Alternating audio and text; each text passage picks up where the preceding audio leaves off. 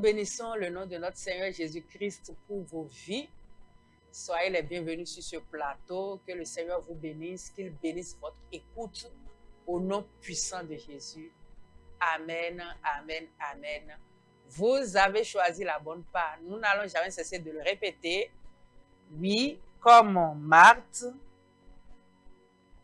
dans le livre de Luc, chapitre 10, verset 42. La Bible a dit ici, une seule chose est nécessaire. Marie a choisi la bonne part qui ne lui sera pas ôtée. Jésus était en train de parler à Marthe.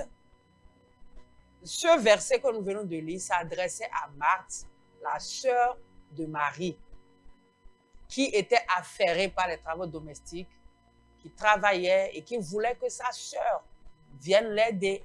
Or, que sa sœur Marie était tout le temps au pied de Jésus parce qu'elle aimait les enseignements. Elle est au pied de Jésus pour écouter la sagesse, pour écouter les enseignements, pour écouter la parole de Dieu. Et Marthe se plaignait.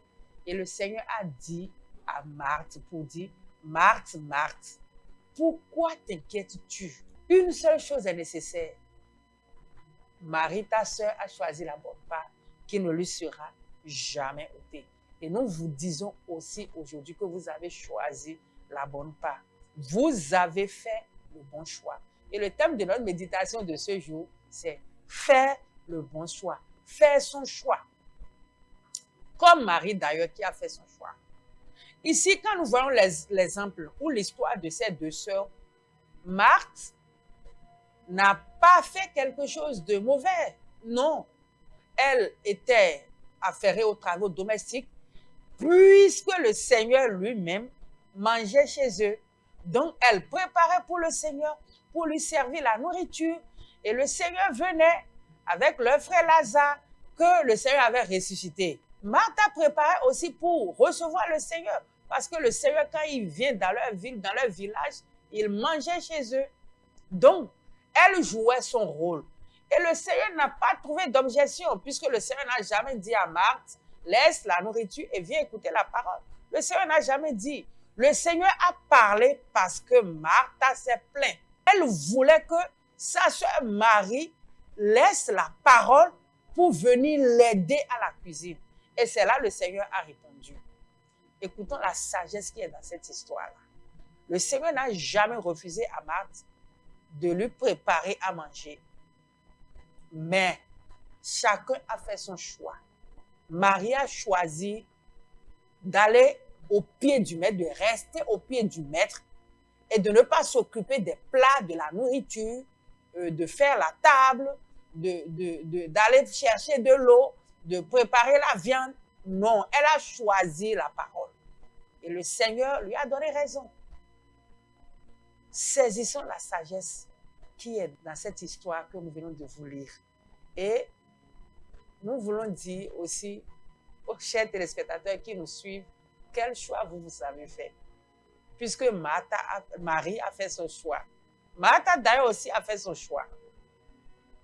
Et quand nous parcourons la Bible, depuis Exode, depuis Genèse, jusqu'à rentrer dans le Nouveau Testament, aller dans le livre de Luc que nous venons de trouver, ou aller aussi dans le livre de Hébreux que nous allons voir, nous avons vu que dans la vie, il est question de choisir. Il y a un événement qui s'est produit quand Moïse était parti à la montagne faire des jours devant la face du Seigneur et revenir avec les tablettes des 10 commandements. Au pied de la montagne, il y a quelque chose qui se passait. Une scène horrible, une abomination. L'interdit se produisait au milieu du peuple que Dieu a fait sortir de l'Égypte. Ils se sont fait un veau d'or et c'est ça qu'ils ont dit, voici notre Dieu. Et ce jour-là, quelque chose s'est passé. Quand Moïse est descendu avec la colère, il a dit, et nous sommes cette fois-ci dans le livre d'Exode, chapitre 32 au verset 26, Moïse dit, il se plaça à la porte du camp et dit, à moi et ceux qui sont pour l'Éternel.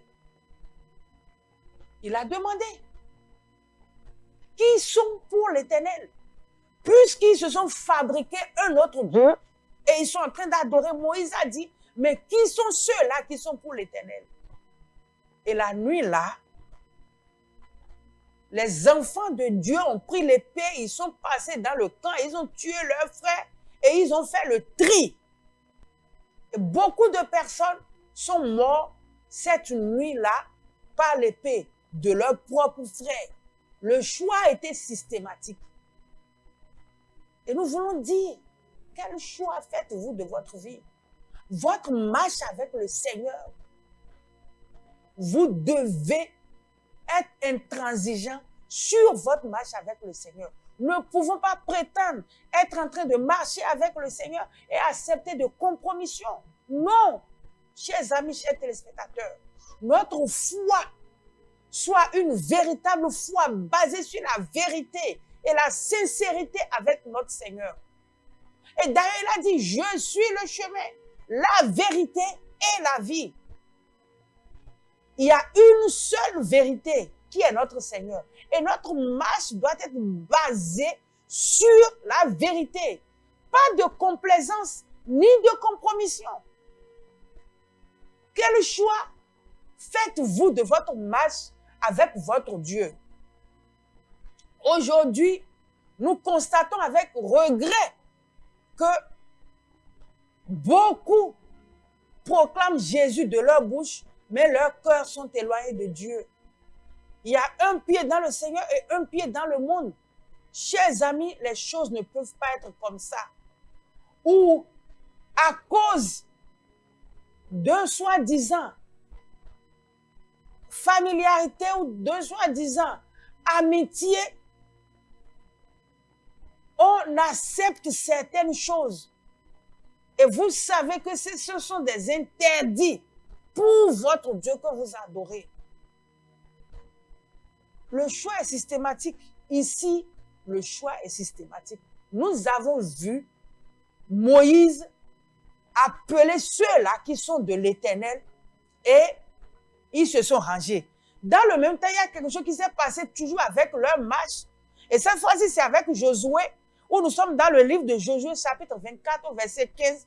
Josué a dit, s'il est mauvais à vos yeux de servir l'Éternel, choisissez aujourd'hui qui vous voulez servir.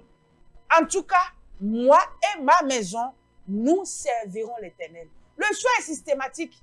Et quand Josué était en train de parler ici, il ne parlait pas aux gens du monde, non. Il parlait à ses propres frères, les Israélites. Donc, nous ne pouvons pas prétendre aimer nos maris, nos enfants, plus que Dieu. Et à cause d'eux, quitter la voie du Seigneur. Non. Que chacun fasse son choix. Si nous évoluons dans les Écritures, nous allons voir également une dame nommée Ruth, dont la belle-mère se pressait de lui dire « Retourne auprès de tes dieux ». Mais elle a dit « Non, ne me presse pas de te laisser et de retourner loin de toi, c'est-à-dire auprès de mes dieux, des divinités. Où tu iras, j'irai. Et moi, j'ai choisi l'Éternel comme mon Dieu. » Et nous avons vu ce que Dieu a fait avec ces personnes qui ont osé afficher leur choix. Et nous également aujourd'hui, nous concédons à beaucoup d'autres personnes qui vivent leur foi cachée. Parce qu'il faut agir aussi avec sagesse, vu leur région dans laquelle ils se trouvent, vu leur famille, ou vu d'où est-ce qu'ils arrivent, ils sont obligés de vivre leur foi cachée jusqu'à un moment donné, sinon la persécution. Nous leur concédons ça.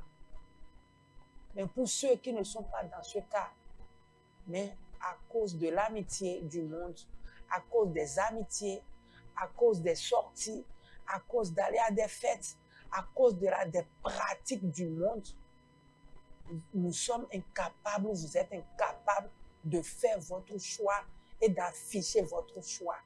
Jésus a dit, si vous avez honte de moi devant les hommes, j'aurai honte de vous devant mon Père. C'est surtout à cette catégorie de personnes que nous adressons la méditation d'aujourd'hui, osez faire votre choix. Osez choisir la pureté. Osez choisir Jésus. Osez choisir la sainteté.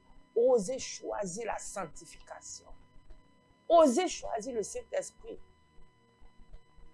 Osez choisir, comme tous ces exemples que nous venons de citer, ont osé faire leur choix. Et nous allons voir également l'exemple de Moïse ici, et qui était dans les bonnes grâces dans la maison de Pharaon. Mais il a refusé cette vie et il a dit non. Il a fait son choix. Il a choisi être avec le peuple démuni, le peuple qui était en temps rendu en esclavage. Il a choisi d'être avec eux à cause de son Dieu. À cause de nos intérêts sur cette terre, nous sommes incapables de faire un bon choix. La méditation d'aujourd'hui nous exhorte à rentrer en nous-mêmes, à oser faire le choix, à suivre Jésus, à le proclamer haut et fort, à vivre notre foi avec pureté et sincérité de cœur. Que le Seigneur bénisse votre écoute. Nous sommes convaincus que le Seigneur parle à un cœur. Nous sommes convaincus que ce message est adressé à un cœur. Nous avons cette conviction que le Seigneur est en train de dire à quelqu'un, fais la part des choses. Et nous devons le faire. Si les régions dans lesquelles, ou bien si vous, votre foi ou accepter Jésus n'était pas dans les peuples non atteints, et si ce n'est pas à ces endroits, le Seigneur est en train de vous parler. Osez choisir Jésus. Osez choisir le vrai. Osez choisir la vérité. Osez choisir l'Éternel des armées. Comme Josué l'a dit, en tout cas, moi et ma maison, nous servirons l'Éternel. C'est un choix qu'il a fait. Nous voulons que le Seigneur ouvre votre entendement sur les détails de votre vie, sur les points, les entendements, sur des situations de votre vie, des parties de vos vies qui ne sont pas encore jusqu'à présent ouvertes à Christ. Or que le Seigneur a besoin de votre cœur en entièreté pour opérer de grands miracles dans votre vie, parce qu'il ne partage pas sa gloire. Laissez Dieu déverser sa gloire sur vous. Laissez-le déverser sa gloire sur vous. Donnez-lui la main d'association, qu'il déverse sa gloire. Enlevez vos mains de toute autre chose qui ne glorifie pas le Seigneur, pour que le Seigneur puisse opérer le miracle pour vous. Père, nous bénissons ton nom pour la vie de nos téléspectateurs qui nous ont écoutés. Nous te prions, garde-les, conduis-les, oriente-les, touche leur cœur à ce qu'ils aient cette forte conviction que Moïse avait, que Josué avait, que Ruth a démontré, que Marie aussi a démontré, Seigneur, que par le biais de ton esprit, que cette conviction rentre dans le cœur de nos téléspectateurs et qu'elle se donne à toi, parce que rien n'est impossible à toi. Et nous pouvons tout par ton esprit. Donne-leur le vouloir et le pouvoir maintenant, au nom puissant de Jésus-Christ. Amen. Merci Jésus.